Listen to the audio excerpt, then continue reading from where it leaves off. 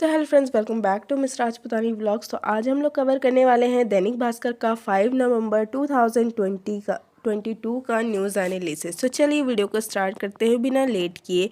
और सबसे पहले हम लोग चलते हैं सुविचार के ऊपर, जो कि दिया है कि फिर से प्रयास करने से मत घबराओ, क्योंकि इस बार शुरुआत शून्य से नहीं अनुभव से होगी। यानी अगर आप बार बार किसी चीज़ में हार जा रहे हैं और अगर आपका रिजल्ट नहीं आ पा रहा है तो आप इस बार मत घबराइए फिर से प्रयास करने में, क्योंकि आपका प्रयास तो ऑलरेडी चल ही रहा है।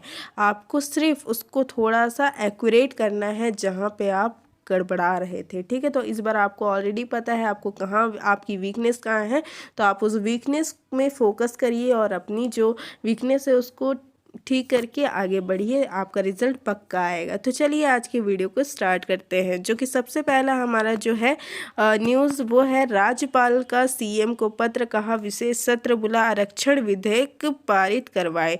तो ये बहुत ही ज़्यादा अभी छत्तीसगढ़ में ट्रेंडिंग न्यूज़ चल रहा है, जो कि हमको पता है आरक्षण से रिलेटेड है, जो कि इसका विधेयक पारित कराने के लिए राज्यपाल कह रहे हैं सीएम को।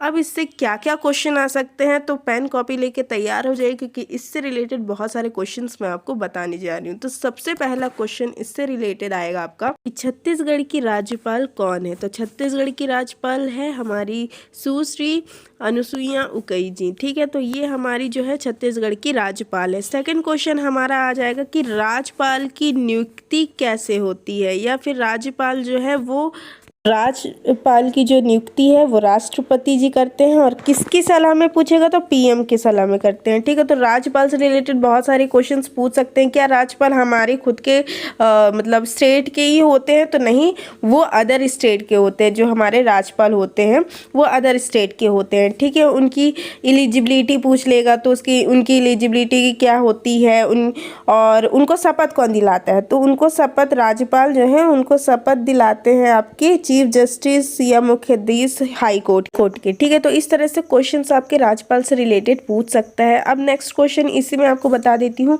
कि जैसे मान लीजिए इसमें लिखा हुआ है सत्र बुला आरक्षण विधेयक पारित करवाएं। ठीक है, तो क्वेश्चन पूछ देगा कि जैसे विधेयक कैसे पारित होती है।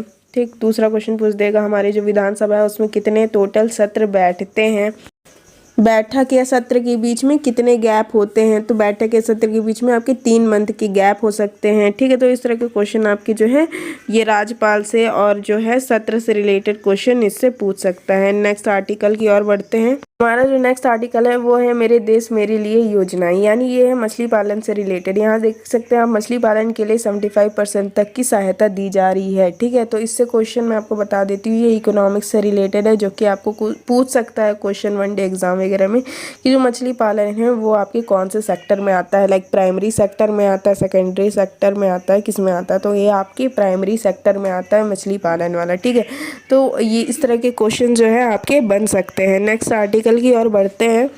इसको नेक्स्ट आर्टिकल बोल सकते हैं या फिर आप क्वेश्चंस बोल सकते हैं, जो कि मुझे न्यूज़पेपर के कॉर्नर में मिला, तो ये मुझे बहुत इंपॉर्टेंट लगा आप लोगों के साथ शेयर करने लायक था। लाइक यहाँ लिखा हुआ है भारत प्रश्न बैंक से परखिए प्रतियोगी परीक्षाओं की अपनी तैयारी को। ठीक है, तो ये 5 क्वेश्चन है, इसको देख लेते हैं क्या है इसमें इंपॉर्टेंट और क्या नहीं है। ठीक है, तो फर्स्ट क्वेश्चन की ओर चलते हैं, जो कि लिखा हुआ है। फर्स्ट क्वेश्चन है इसमें कि किस नदी के पुल पर हाल ही में बड़ा हादसा हुआ है। तो इसमें ऑप्शन 4 दिए हैं, इसमें आंसर आपका हो जाएगा मच्छू नदी। ठीक है, तो ये आपका कहाँ पड़ता है, तो ये आपके जो है गुजरात में पड़ता है। और आपको हाल ही फिलहाल में जैसे पता होगा कि यहाँ पे बहुत सारी लाशें मिली हैं, सिर्फ जो ब्रिज है वो टूटने से 70 लोगों की लगभग यहाँ मौत हो चुकी है। तो इस तरह से यहाँ पे बहुत बड़ा हादसा हो चुका है। सेकंड क्वेश्चंस की ओर बढ़ते हैं। तो यही पूछ रहा है कि मोरबी नगर जो है वो किस राज्य में है, जो अभी चर्चा में है। तो ये अभी आपको मैंने बताया ही, तो ये गुजरात में है आपके। ठीक है, कहाँ पे है, तो गुजरात में है।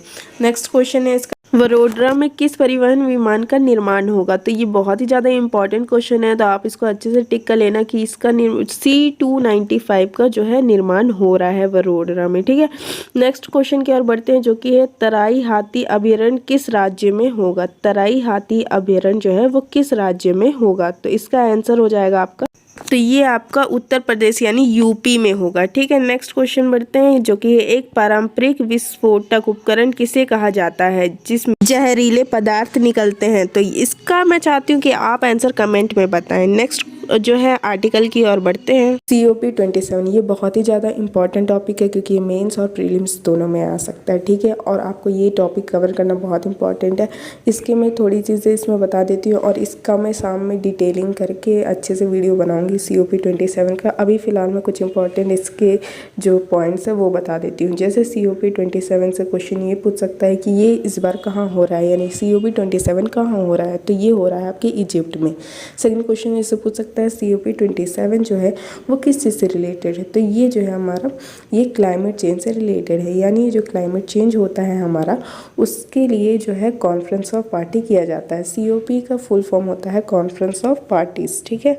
अब इसके बारे में पूछा जाता है कि पहला जो है कॉन्फ्रेंस ऑफ पार्टी कब हुआ था, यानी COP1 कब हुआ था, तो ये 1995 में हुआ था। इसकी गठन कब हुई थी, तो ये 1992 में COP जो है वो बना था, ठीक है। तो इसमें टोटल COP27 में कितने देश हैं टोटल, मतलब कितने देश इसमें जुड़े हुए हैं, तो इसमें 192 देश जुड़े हुए हैं। तो इस तरह से जो है COP27 के रिलेटेड क्वेश्चन पूछा जा सकता है। इसके ऊपर मैं डिटेल वीडियो अच्छे से शाम को बना के पोस्ट कर दूंगी, तो फटाफट से वीडियो को लाइक कर देना। अगर आपको वीडियो पसंद आई हो तो और मेरे चैनल को सब्सक्राइब करना, अगर आपको ऐसे डेली न्यूज़ एनालिसिस चाहिए हो तो। Thank you.